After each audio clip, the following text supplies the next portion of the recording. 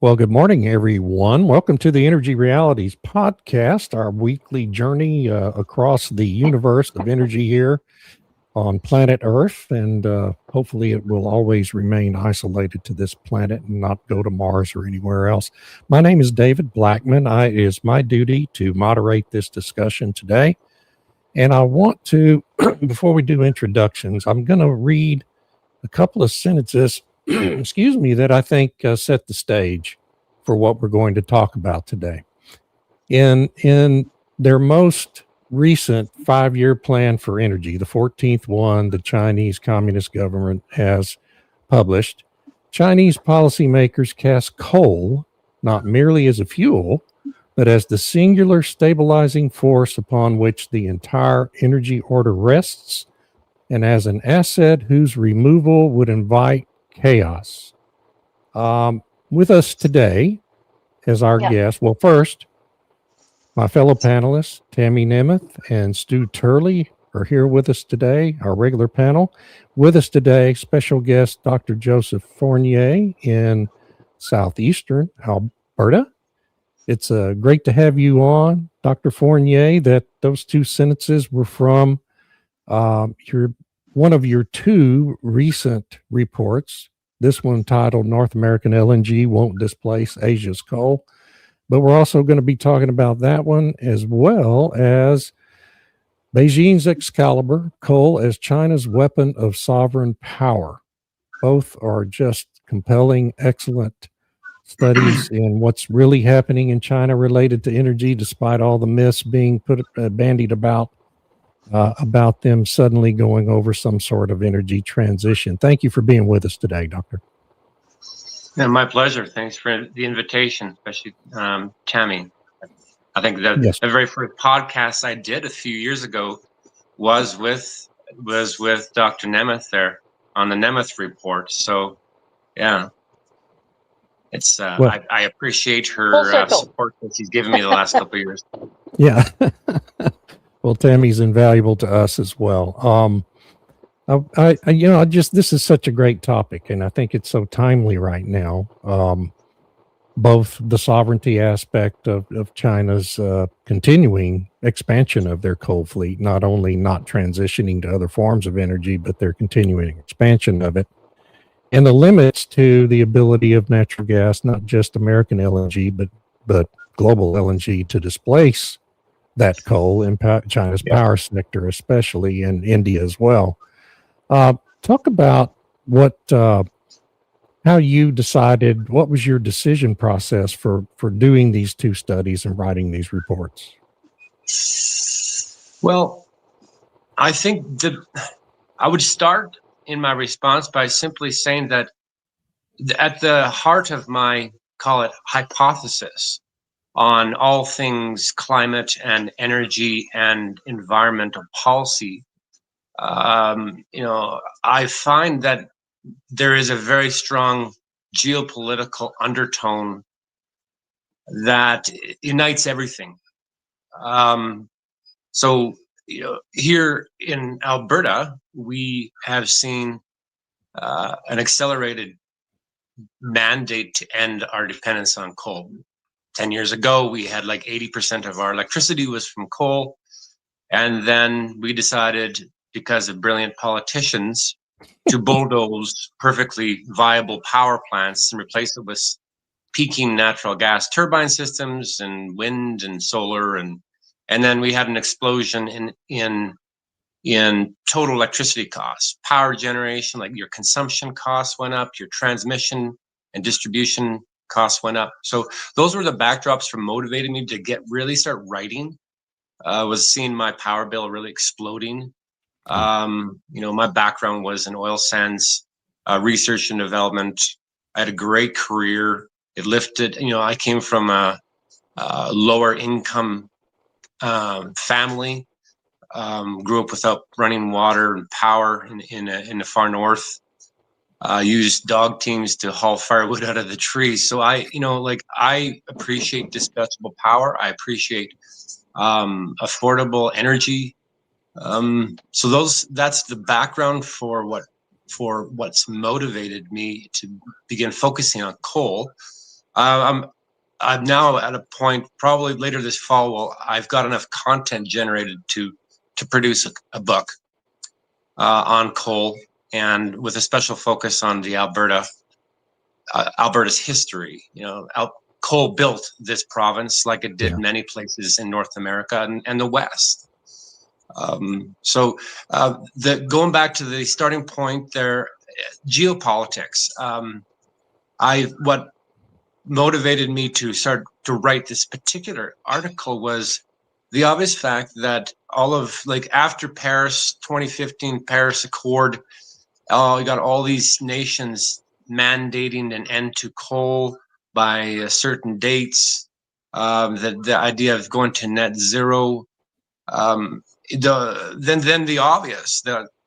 obvious being that China and India, particularly China, seem to have taken the opportunity to go in the opposite direction. Yes. And so, this paper I did, Coal as China's Excalibur, is a cultural reference to the Journey to the West, which is a 16th century novel that most Chinese people are very familiar with, and the lower bureaucratic government policymakers in China, as well as state media, have often made reference to this idea that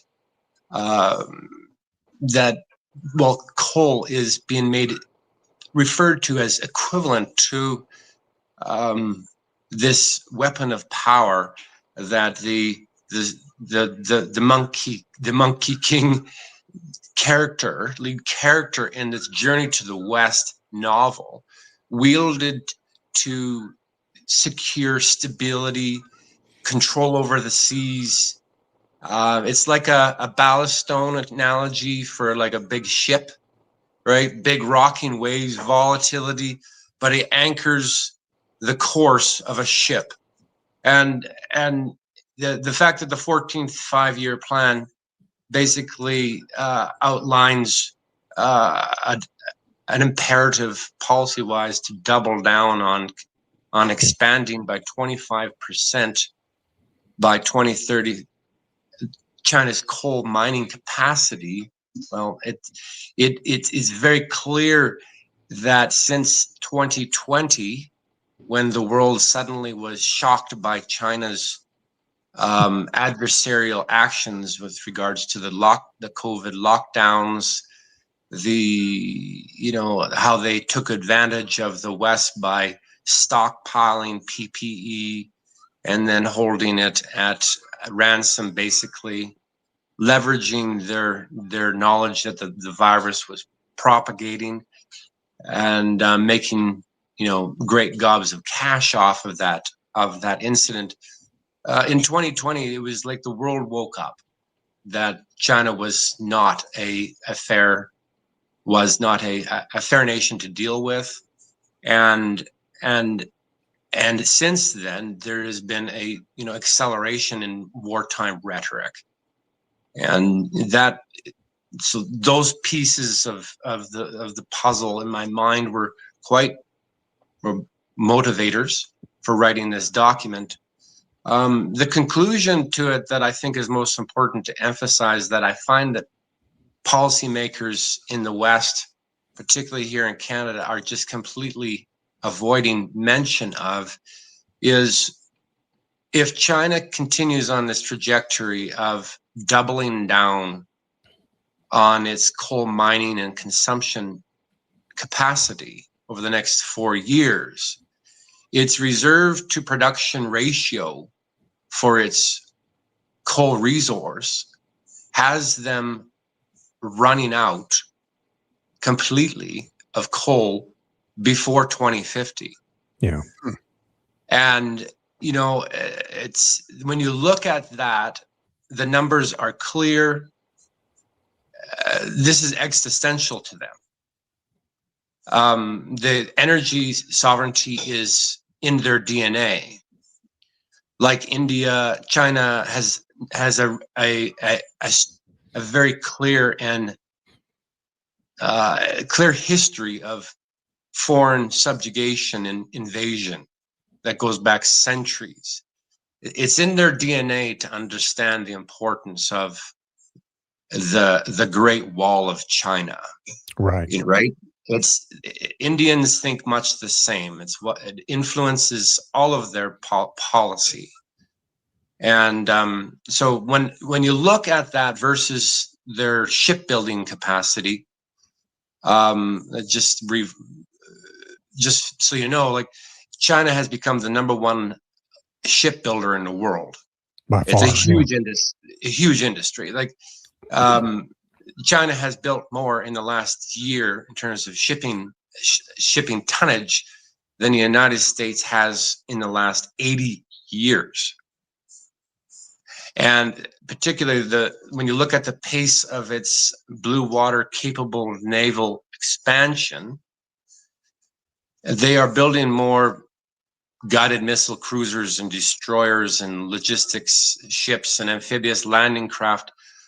Out of their pace of construction exceeds that of what the United States had when it was fighting 2 wars, one in the European theater and one in the Pacific. Dr. Fournier, you make some gigantic points, and let me bring to the stage real quick just a couple things. Yeah. When we for our podcast listeners, I just brought the Global Energy Monitor website to the site.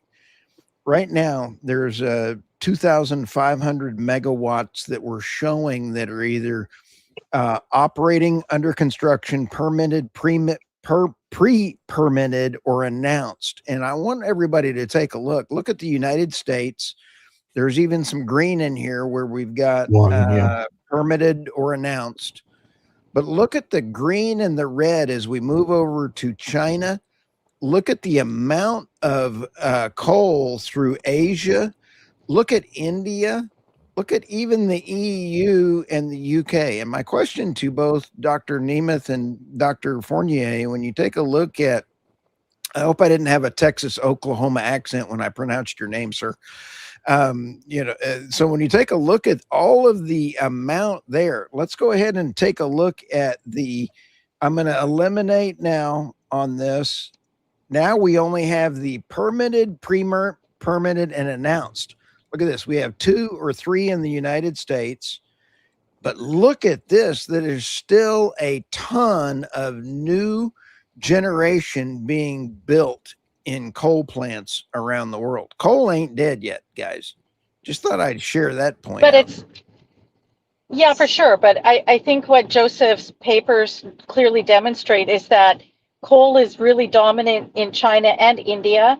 India has a lot, like it's showing there, approved on paper, not so much shovels in the ground. Like when China does an approval, it starts building. But with India, there seems to be a lag between approvals and actually building. Nevertheless, they are building a lot of coal power plants, and it's a lot to do with strategy. You know, when it was globalization and everyone was globalized and sharing and all this kind of stuff, then it was okay to invest in LNG, and you could be somewhat assured that those shipments were going to be actually arriving. But when the Russia invaded Ukraine, that changed, right? Because Pakistan was building these natural gas power plants. They had LNG from Qatar, which got diverted to Europe because Europe was willing to pay more. So globalization's over, and now the countries are looking to do what's safe for them, for ensure they have reliability and a supply they can count on. And coal is something they can count on because they have, their own supplies and they can purchase it within the region.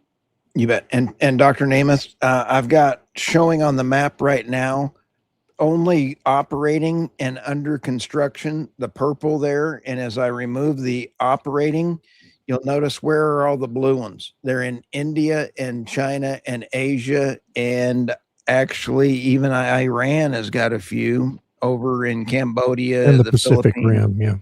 Pacific Rim. Yeah.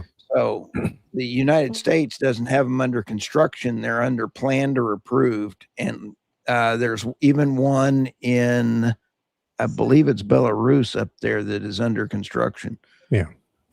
But back to the point I think Dr. Fournier was getting to with this combination of China's current plans, their current aggressive build out of coal, current aggressive mining expansion of coal, and combine that with the frenzied shipbuilding underway for their military. This is all kind of reminiscent of 1930s Germany, isn't it?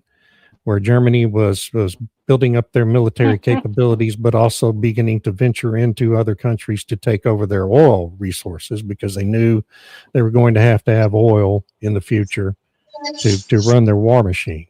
And I mean, that's what it indicates to me, Dr. Fournier, but I wonder what your view on that is.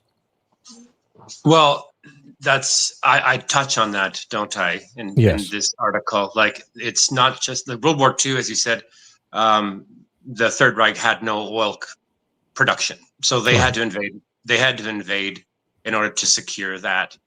And, and if you look right now at where the fastest growth is on a percent basis is in China's coal consumption, it's actually starting to switch from power generation to coal gasification for like coal to liquids. Yeah. Right. And there's many reasons why they do that, but sovereignty is definitely one of them. It's leading the way. But it's completely ignored. There is a huge flow of capital moving into building large-scale coal gasification facilities throughout Asia. Yeah. And yes, since 2022, the invasion of Ukraine, and now with what's happening with the Straits of Hormuz, bottlenecks, the end of globalization, as Tammy said, is accelerating this very clear recognition that coal, as the Chinese say, holding the rice bowl in your hands is essential. Sovereignty, they don't care if the specific emissions, CO2 emissions per liter of coal derived diesel is twice or 3 times higher. They don't care because it's existential for them to be sovereign. And it's a third article that I wrote recently was focusing on the growing use of coal derived hydrogen to make ammonia fertilizers in Asia, and so quite literally Asians are eating coal, because nitrogen fertilizers are integral to high productivity yields in the agricultural space. Sure. So the apartheid, South African apartheid era as well, was where you saw a nation with lots of coal resources under external pressures. All the pressures on South Africa during the 1980s over its apartheid policies forced Sasol, I think it was their companies called Sasol, to invest massively in Fischer-Tropsch coal gasification to insulate themselves from these external forces acting on them. So it's the parallels are obvious. Absolutely. I'd like to play devil's advocate here for a moment, because there's some people who will argue, well, okay, if they're running out of coal, if they're increasing production to such an extent that they will basically use up their reserves within the next 15 to 20 years, does that mean that there will be a market there for an alternative source, and that would be LNG? And so maybe this is the North American and Canadian argument, is that, well, we can displace the coal, and if they're going to run out, isn't that a possibility? I don't believe it, but I want to hear your argument. That's one of my more recent focus points was on that question. There's two things. One is structural policy. The Chinese Communist Party has made it clear that limits are going to be made on further dependence on the Straits of Hormuz, the Strait of Malacca. Imports, LNG imports is going to be very strictly regulated because of the very clear geopolitical risk. The second point is on a price point. Most Chinese coal is cheaper on a gigajoule per ton basis than is spot price LNG over the last number of years. And then ultimately, it's a matter of an order of magnitude of scale. By the end of 2030, I think there's only going to be about 190 million tons of LNG produced per year.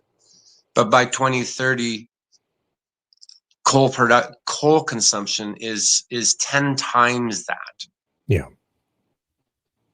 So you can't make it happen. Yeah. Like right. It will not happen for all those reasons. So another point you make in your report, which I think is really, well, it's ironic, is the fact that the United States and the rest of the Western world basically abandoned coal, began to in the 1980s, mining and building of power plants and deconstructing, as you pointed out, in Alberta, tearing them down even. And that really supercharged China's growth in coal. It gave them price setting control. Yeah. At a time when they were tripling coal consumption. Yeah. Yeah, and it also ceded control of price setting and supply chains for all manner of minerals in addition to coal, right? Which is part of the predicament we're in the United States right now related to rare earth minerals. Supply chains controlled by China control 80% of supply chains globally. And it's kind of a national security risk to be importing all that from China, essentially, which is, it really dominates the processing and refining of them. So yes. I mean, we kind of, and we did that voluntarily, right? I mean, that was all part of the globalization push in the late 80s, early 90s to farm all these dirty industries out to China. And now today, here we are seeing the results of that, right? I mean, it's all just evolved from that basic decision that the Western world made back then. Yes. Yeah. And so it's a pretty, I mean, it's just the geopolitical implications of all of this are pretty extraordinary. And one thing that I think we have to, the people in the West need to realize is we can't continue to pretend that China and India are really participants in this enterprise to replace fossil fuels with renewable zero carbon sources of energy, right? Right.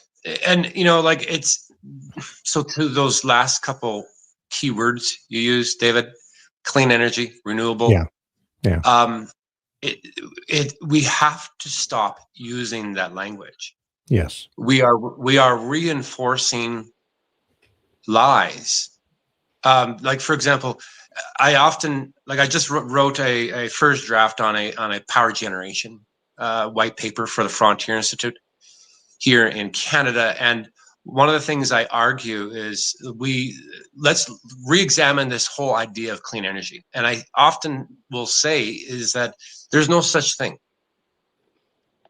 The full stop. Right, there is exactly. no such thing as clean energy, as there is no such thing as renewable energy. Okay, so for example, like when you look at say a combined cycle gas turbine technology versus wind and solar, and then you look at their specific critical mineral use per unit of energy produced over a life cycle, you see something very clear, that intermittent technologies like wind and solar consume critical minerals, much like a combined cycle gas system consumes natural gas. Like they're all consuming non-renewable minerals, whether they're carbon-based or chromium and nickel. And so number one, we have to stop using that language. There's no such thing as renewable. There's a finite resource base on planet Earth. Dr. Right? Fournier, yeah, I agree with you 300%.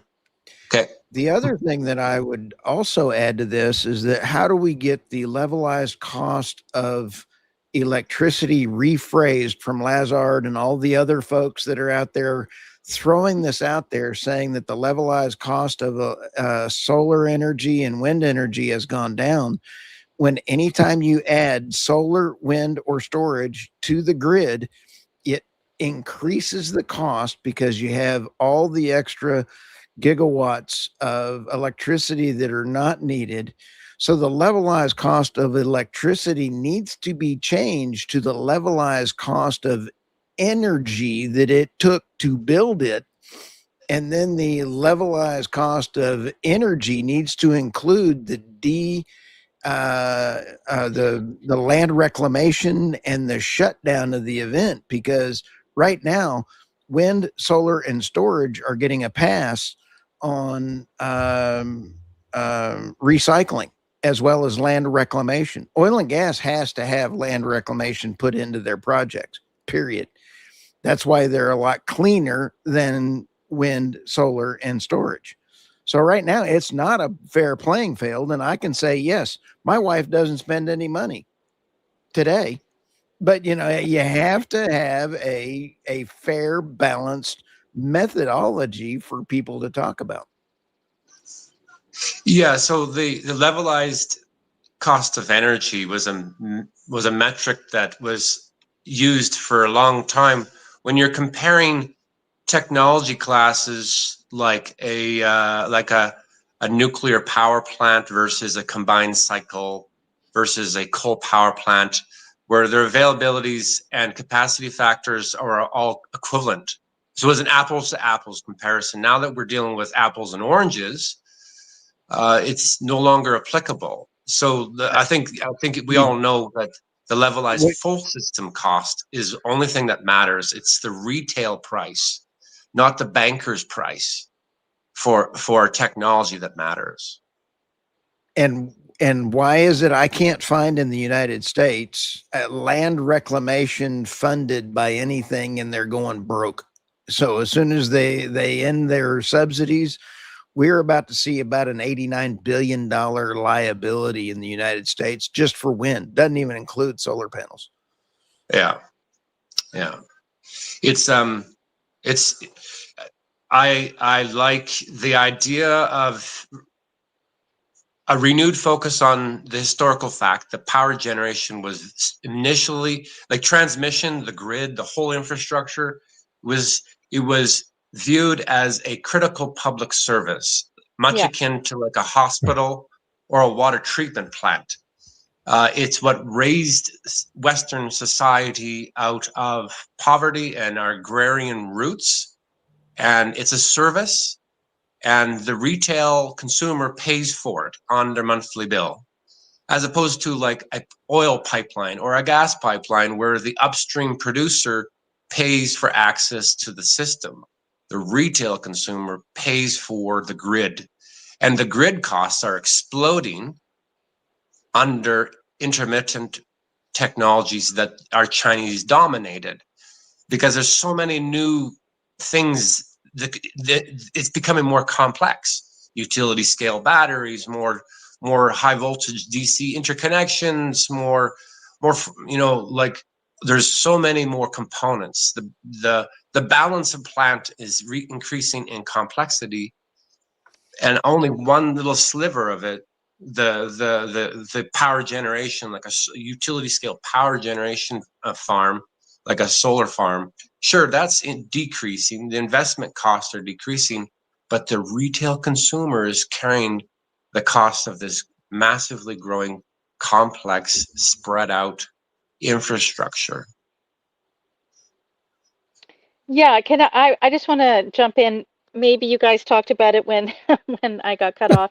Um, but I'm wondering about if I pull it back to the supply chain issue. Did you guys talk about that Briefly, but go ahead. briefly? Okay, so I'm thinking about all the wins for China for pursuing coal. Is that first of all by encouraging the demonization of coal in Western countries. And I think there is evidence to demonstrate that there was um, Chinese influence in Of course some there of was. those campaigns. Yeah, And a lot of money too. so, right, a lot of money and whatever. So they demonize it in the West. So the West doesn't use the coal anymore, which makes it cheaper and more available for China. Then the West, they encourage the West to pursue this wind, solar, batteries, EV, net zero trajectory, which China does the production. So they increase their manufacturing, they increase their industrialization, particularly of just strategic manufacturing, the components, the metals, the mining of all these things, because those rare earths and whatnot that go into wind turbines and solar panels and all those kinds of things are also used in defense applications. So it gives them control, which they sell it to the West. The West is transferring wealth from our societies to China, and then they use that money to build more coal and to build up their defense. So it in the defense capabilities, so that to reach their 100-year marathon, which is this idea that by 2049, which is the 100th anniversary of the birth of the Chinese Communist Party in China, or at least when they have power, um, that they will be the global economic and military power. And all of these different steps, which the West has, for whatever reason, supported, is allowing China to fulfill that trajectory and that plan. And so when it comes down to the supply chains and whatnot for all of these different things, now the West it hardly controls any of it, whether it's the mining or the processing or whatever, which then makes the West vulnerable. It makes America vulnerable, Canada, and the UK, Europe, all those different countries. And I think you did a really good job in both the reports to outline what those plans are, how and how this has worked. Yes, we're thinking exactly the same way. And it makes me wonder, how is it that our legislators in Canada, in the United States, and in Europe have become basically, salespeople for this entire Chinese-dominated supply chain. 10% of Chinese GDP in 2024, I believe it is, came from wind, solar, and utility scale battery supply chains, all of the associated inputs. I'll say the ugly part out loud, Dr. Fournier. Follow the bank accounts. Yeah, money talks. Yeah, exactly. So like our regulatory apparatus needs deep dive scrutiny. We've been told for a generation that they need to be independent of legislative processes, arm's length bureaucracies, but they don't report to anybody. Like we don't see follow the money, right? And so we need to change that. The bureaucracies, the regulations, whether it's the US EPA or Canada's Environment and Climate Change Ministry, they report to us. We pay their wages. We elect the leaders and who create the laws. So the fact that all of these regulations are benefiting solely the Chinese Communist Party, who, by the way, like if you look at some of the stats, some of the most richest people on planet Earth are their parliamentarians. Yeah. Like I read a quote from, it was, I think the last stat that was available was shortly after the lockdowns, but I think 80 of their parliamentarians, their net value was estimated almost $1 trillion Canadian.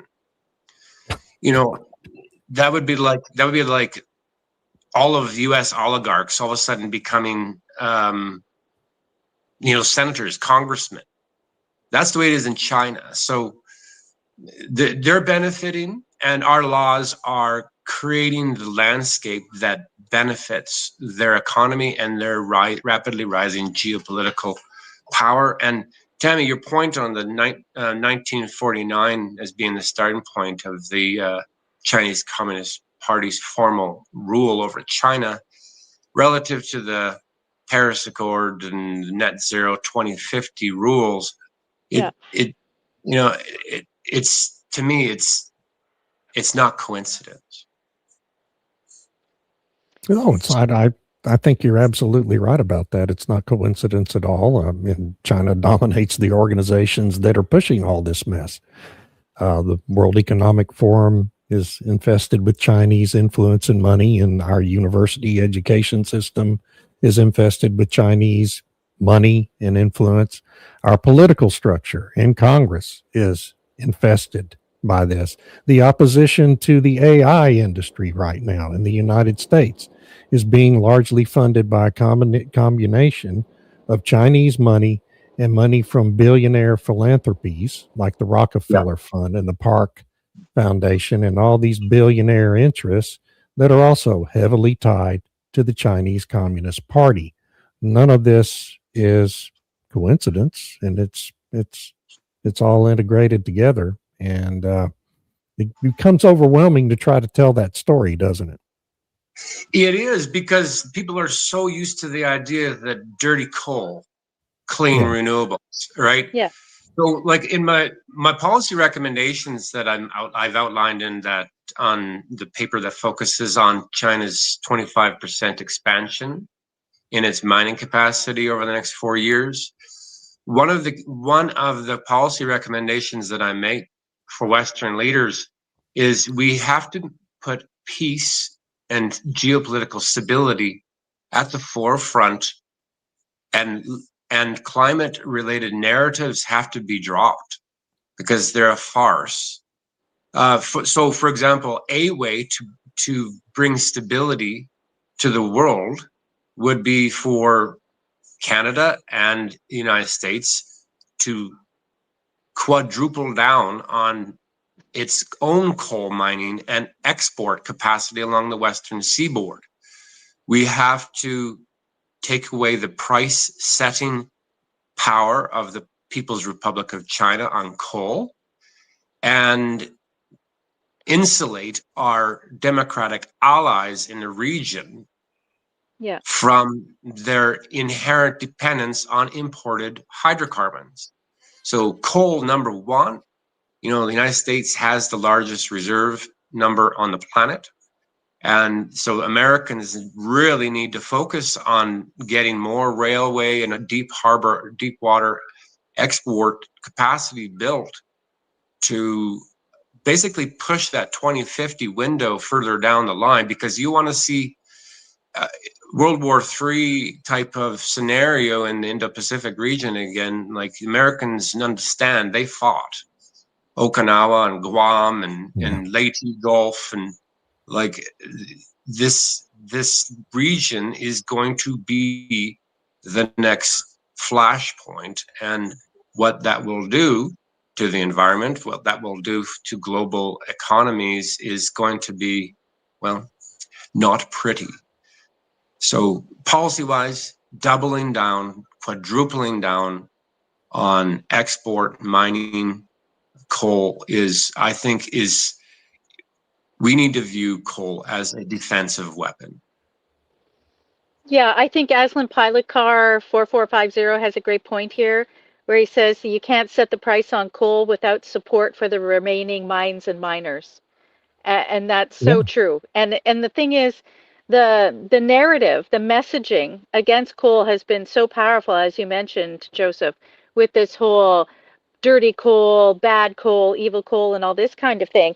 And so if we're not even producing it to the extent that we ought to, although I know British Columbia has a significant coal mining operation that's happening, that they export most of it to China. Supposedly it's metallurgical coal, but it's when you demonize it, then you you take away the motivation for people to want to develop it, to be a miner, because you want to, it's like we found in the oil and gas industry. It was demonized so badly in Canada that none of the young people wanted to go into that industry because it had been, oh, you're ruining the world and all this kind of garbage. So I think Aslan Pilakar is right that, we have to, it's for all of these different things, all of these different elements that are critical to national defense. We need to be developing it on our own soil because whether you like it or not, whether you like globalization or you don't like it, that kind of interdependent system is not working. And it stopped working the minute China was allowed into the World Trade Organization because it distorted how any of that stuff works. So that means even, Chrystia Freeland, when she was the finance minister in Canada, was going around after Russia's attack of Ukraine, that we have to be friend shoring, that we need to be building up our own mining and capabilities and supply chains and so on. Well, what's happened? It's been Yeah, 4 what did she years. do to affect that? Yeah. What's happened? What have they done? They haven't really changed. Canada has their major projects office where supposedly it's to accelerate mining and resource development and all these other things. I don't know what's going on. They keep making announcements, but nothing happens. So, I, and Europe, what are they doing? Not really. Trump is trying. He's trying to do stuff, but ultimately, unless we do the mining, do the processing, do all this stuff for ourselves, then we're still going to be dependent on China, and you have no leverage. And if you're concerned that there's going to be war in Southeast Asia and that China, maybe Taiwan, all this talk about Taiwan is a distraction so that they can go after Indonesia, like you said in one of your papers, or go Australia. after Australia, Yeah, right? yeah. So, Yeah. what are we doing to prepare for any of these kinds of possibilities? Because if China goes after one of those countries in order to secure their coal supplies and other minerals, I think Australia would be better, just they have more stuff. Then what are you going to do? Because you're going to be cut off from all the other stuff that you need that China currently supplies. So We need to learn from history, don't we? Like we do. And the analogy to right now with China's impending collision with a concrete wall over coal, its largest primary energy source, versus Imperial Japan's similar overdependence on industrialized export revenues in the lead up to their invasion of China, Mongolia, the Philippines. It was all for coal. It was all for access to raw resources that they didn't have. Yeah. So like the Americans particularly have to get their minds wrapped around this, because it's going to come down to the Americans once again saving the West from the rise of a massive dictatorial dystopian power that has anti-Western, anti-Christian, everything that is core to our culture's success through history. It's a repeat, right? So do we wait for a Pearl Harbor? Do the Americans wait for a Pearl Harbor event to wake up? Or do they once again realize, and I'll shut this, I'll stop here, but I want to say one thing that I haven't, that is so important. If you're an economist or a pure academic energy policy guru, you're familiar with a concept called the energy return on energy invested. Yeah. Okay, so for those of you who do not understand that ratio, it basically it's the energy consumed over the lifespan of an asset, like energy density. Well, it's so if you build a coal, say, let's build a coal power plant, and it's got a coal mine next to it that feeds it.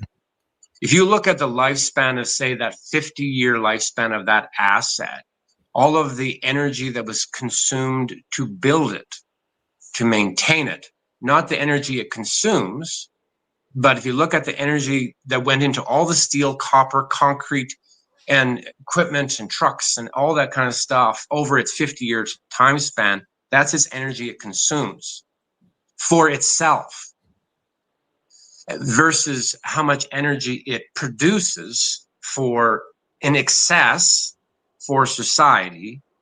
That ratio of excess energy released versus its internal energy consumed to support that apparatus, coal power has basically the highest energy return on energy invested ratio out of any technology anywhere. If you look at some of the trend is over time has been decreasing energy return on energy investment ratio. Either you look from conventional oil to unconventional oil, that ratio is decreasing. This is an inflationary signal, and so if you are concerned about inflation, if you are concerned about affordability, this is a very important topic that is at the heart of the coal debate. Yeah, it's interesting because like in Saskatchewan, by Estevan is the coal mine, and right beside it is the power plant. And the environmentalists and the federal government are trying so hard to shut it down. And the government of Saskatchewan has said, we own that resource. It's here within our borders. We have the power facility right there. We're just going to keep it going. And I think it's really fascinating, the story of Alberta, and maybe you covered it before with Ralph Klein, and that was his plan, was to have all this coal power powering Alberta because they have a lot of good coal. They were building out all these power plants, and then they were going to use the natural gas for export, where they could make the export dollars, but use their own coal so that to generate electricity. And Rachel Notley and the federal government were pushing Alberta to close all these coal facilities, even though they had deployed the clean coal technology that lowered the particulate matter and lowered the emissions, if you care about emissions. So we've done it to ourselves, and I think you're absolutely right about the energy return on energy investment. I know that ratio gets manipulated a lot, just like levelized cost of energy. So anybody who does it, just be careful. It's easy to find studies out there that manipulate those numbers. Yeah. Also, you have to look at history. So here, like I wrote a white paper and an op-ed the other day on how coal built Alberta, and you look at the history of the late 19th century and how Europeans moved west, and it's the same on both sides of the border. Right, the 1867 Homesteader Act in the United States was followed by the 1872 Dominion Land Act in Canada, encouraging Westerners to move west. I mean, Europeans to move west. When they moved out west, there was no trees on the prairies. The indigenous peoples had burnt them all because they wanted grasslands. So where settlements occurred was near surface outcroppings of coal, where the energy requirements to access that energy was the lowest. Yeah. Because if you've ever done any winter survival camping, you spend all of your energy and time chopping down dead trees, hauling them into your lean-to to stay warm so you don't freeze to death. So you consume so much energy just to stay warm. It's the analogy.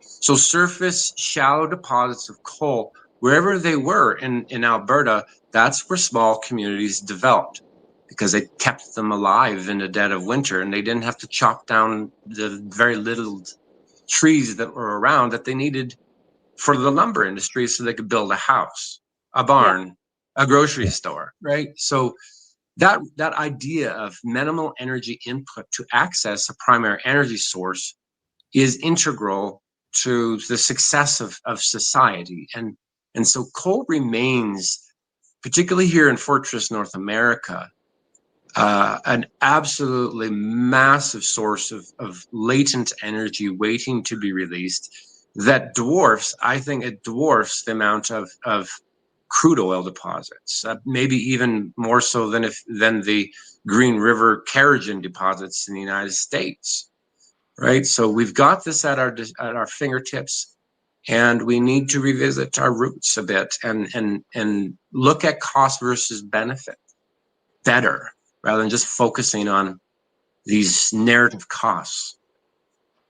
Well, yeah, I think the United States has the largest coal reserves in the world. Yeah, by far. By far. Yeah, and what are we doing with them? Well, we've minimum, even in this administration, which is aggressively pro coal, both the Energy Secretary Chris Wright and the president himself aggressively pro coal. We have finally begun permitting new coal plants in very isolated situations. We've boosted mining to some extent, but even in this administration, it's pulling teeth to do even that.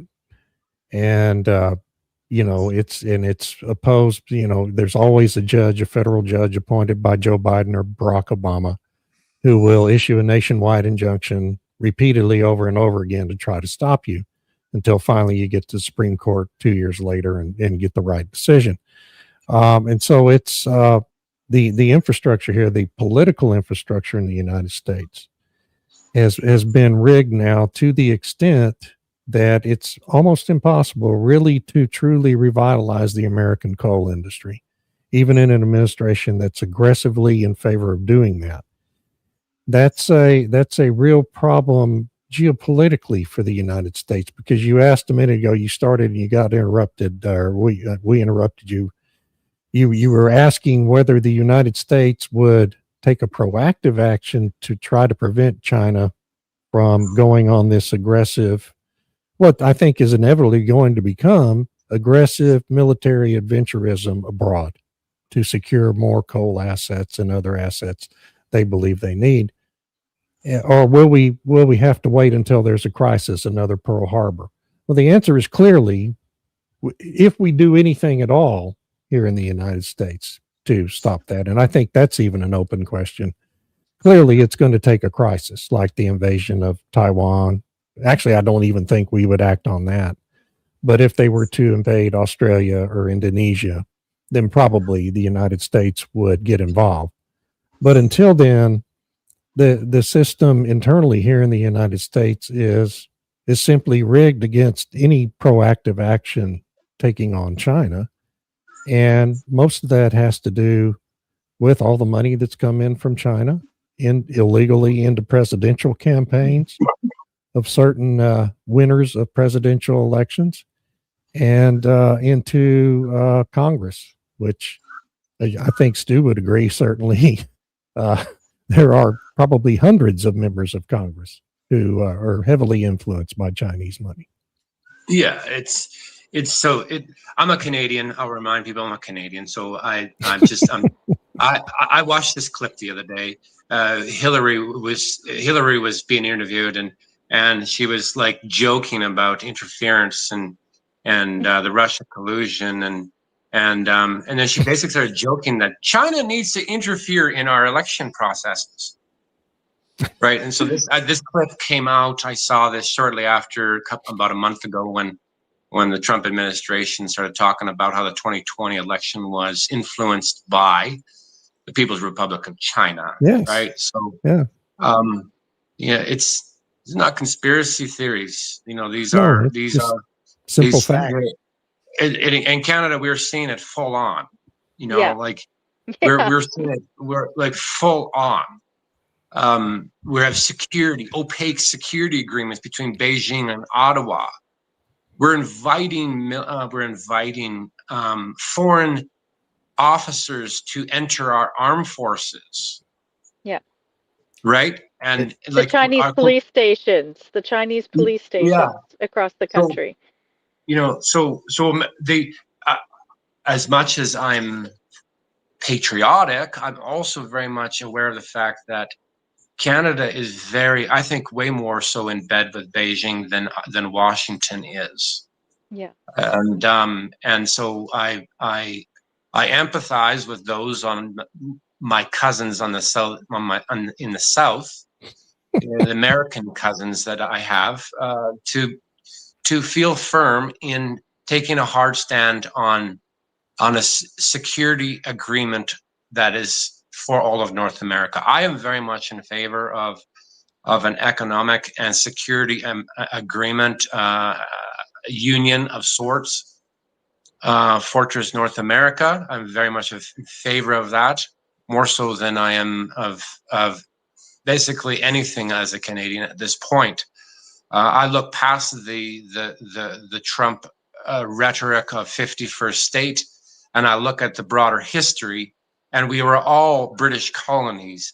We were all a British colony at one point. And at one point, we went a different direction. We followed the crown. We were loyal to the crown on this side of the border. 50,000 British loyalists moved into Quebec, and that set the stage for Canada. And but we all are on the same ship, and I continue to remind people of these facts of history and how critical energy policy is from a geopolitical perspective, and that climate policy is a farce and a cover for the money markets who are benefiting from the globalist order. Yeah. There was a comment there that you just had up about the Five Eyes, and I know it makes me worry because, when Mark Carney went to Beijing and was talking about signing this new security partnership, a new economic and security partnership with China, with no details on what precisely that means. The fact that we have a senator who has very close ties to Beijing, and then there's other MPs with very close ties to the Chinese Communist Party sitting in our parliament making laws, which is a bit concerning. And so what does that mean for Five Eyes? And the thing is, they haven't really been forthcoming in explaining what's been going on. And, with Trump being distracted with other things, I think he should be watching a little more carefully what's happening north of the border. North of the border, south of the border. It's not just Canada, it's also Mexico, and the drug cartels are heavily tied in with China as well. I absolutely love seeing those Hellfire missiles take out those drug runner boats. Yep. Yeah, me too. And we don't not doing nearly enough of it.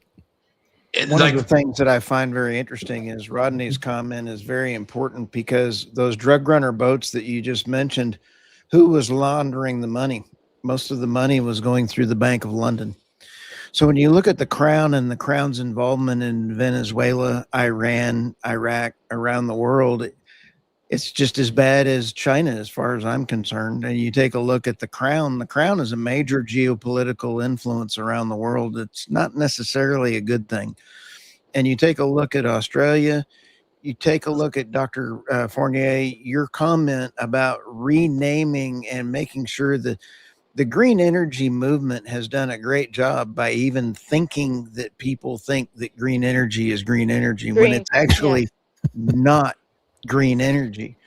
And we have got to do a better job ourselves of articulating the true value of the energy density and the energy return on investment for energy. And it is tough out here because I know who's hacking my sites. And it's absolutely disgusting to me who is actually trying to take down me writing the truth about energy. Yes. Yes. And yes again. Yes, and yes again. And with that, we are at 10 a.m. Central Time. Wow. And that went by really fast. We appreciate you so much, Dr. Fournier. This is wonderful stuff.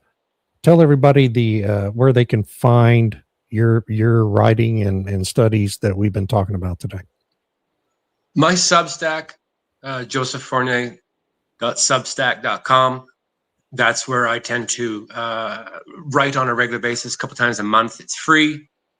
Always appreciate donations, but the other thing is you can just stay tuned to more writings coming out of the Frontier Center. So that's going to be, I think I have 4 papers that are being published through them between now and Christmas. They're a peer review. So those are 2 good places, plus my regular op-eds. Yeah. Well, and we look forward to seeing your book when you publish it. For sure. Yes. Yeah. Looking forward to that. Thank you so much. Likewise. Thank you all. Thank you for the personal invite there, Tammy. Always appreciate your support. Yep. Well, thank Love you. your work. Thank you. Thanks everybody who joined us today as well and had comments and questions. Really appreciate that. It's always fun. And it was very active today. So thank you. Like and subscribe. Give us a good review anywhere you listen to this, on Spotify, Apple Podcasts, etc. And we will see everyone again next week, same time, same place. See you next.